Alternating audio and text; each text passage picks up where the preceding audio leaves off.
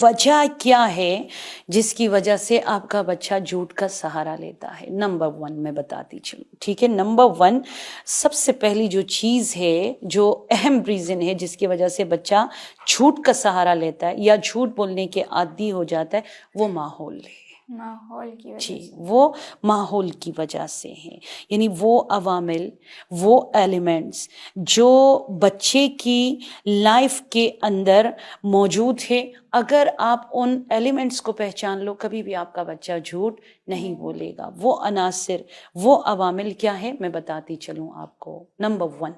سب سے پہلا عامل، بچے کو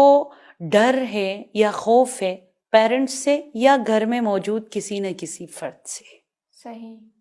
ورنہ وہ کبھی بھی جھوٹ نہیں بولے گا۔ پیرنٹس سے یا گھر میں موجود کسی فرد کا خوف جب بچے کے اندر آ جائے تو بچہ پہلا کام جو کرے گا وہ کیا ہے، جھوٹ بولے گا، وہ جھوٹ کا سہارا بولے گا۔ اس لیے کہ اس کی مار یا اس کے پیٹ سے بچنے کے لیے یا اس کے گالیوں سے بچنے کے لیے یا اس کے بے رخی سے بچنے کے لیے بچہ یہاں پر کہتا ہے جھوٹ بولوں بہتر ہے، کیوں جا کے سچ بولوں اور میں پٹ جاؤں،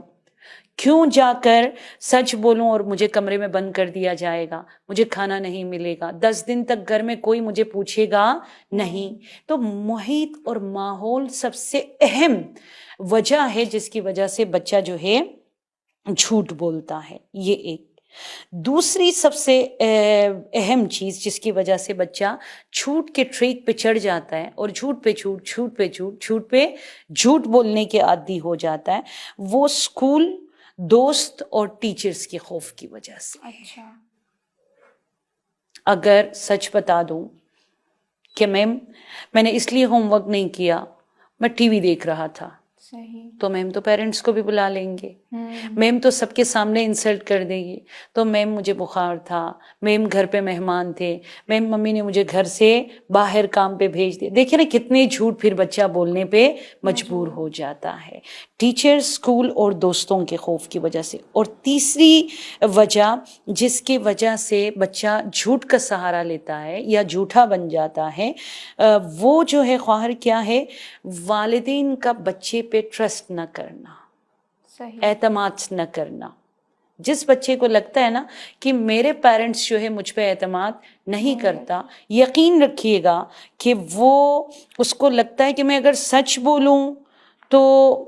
ماں کے لیے کوئی فرق ہی نہیں پڑے گا، اس نے کبھی مجھ پہ اعتماد ہی نہیں کیا ہے، تو بہتر ہے یہاں پر میں جھوٹ بولوں اور کیا بات کو ٹال دوں۔ صحیح، تو آپ ٹرسٹ کریں اپنی اولاد پر، کبھی بھی آپ کا بچہ جھوٹ نہیں بولے گا۔ اور اسی طرح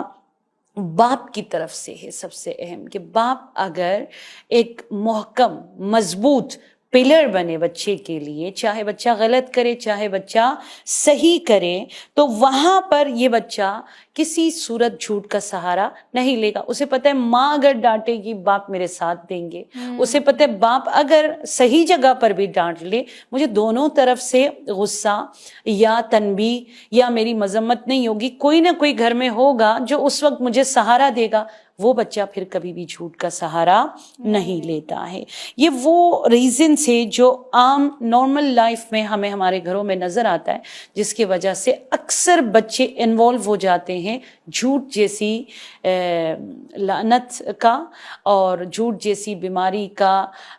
اس طرح گرفتار ہو جاتا ہے کہ اس کا پیچھا پھر چھوڑنا بچے کے لیے ایزی نہیں رہتا۔ پھر وہ بڑے ہو کر بھی ہسبینڈ وائف ریلیشن شپ میں بھی جھوٹ بولنا،